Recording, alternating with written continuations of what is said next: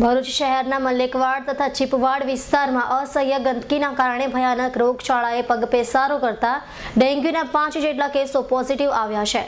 અને લોકો દ્વારા નગરપાલિકાને જાણ કરાઈ હોવા છતાં સાફ સફાઈ તથા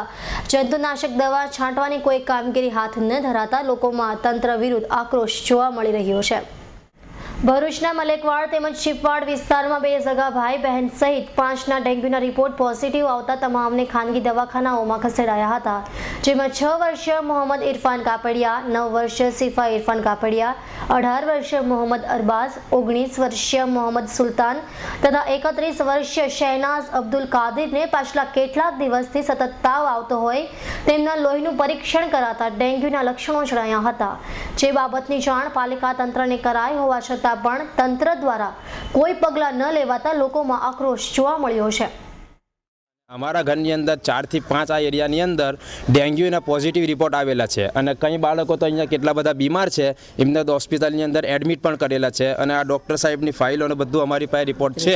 અને એ લોકોને ડૉક્ટરે એવું કીધેલું છે કે આ લોકોને મલેરિયા અથવા ડેન્ગ્યુ હોવાની શક્યતા છે અને ભરૂચ નગરપાલિકાના જે કર્મચારીઓ છે તે લોકો અહીંયા જે સાફ સફાઈ કરવા આવે છે કોઈ પણ જાતની સાફ સફાઈ કરતા નથી અને ગંદકી ઉચકતા નથી અને એ લોકોને અમે વારે ઘડીએ કહીએ છીએ તો એ લોકો મગજમારી કરીને ચાલ્યા જાય છે અને ડોર ટુ ડોર જે સેવા છે તો તે સેવાને પણ અમે લોકો મોબાઈલથી ફોન કરીને વાત કરીએ છીએ તો એ લોકો કહે કે અમારી પાસે ગાડી નથી, અમારી પાસે માણસ નથી અને આવા જવાબો આપીને કોઈ પણ જાતની સેવા આપતા નથી અને ભરૂચ નગરપાલિકાને અમે આ તરફથી જાણ છે કે ભાઈ એ લોકો અમને તાત્કાલિક આ બધી સેવા આપે અને અહીંયા દવાનો છંટકાવ કરે અને જ્યાં મેલેરિયા, ડેન્ગ્યુ અને જેવી આવી ભયાનક તકલીફો છે તો એનાથી એ લોકો ભાઈ વ્યવસ્થિત એ લોકો એક્ટિવ થાય અને એના ઉપર અમને તાત્કાલિક મદદની જરૂર છે।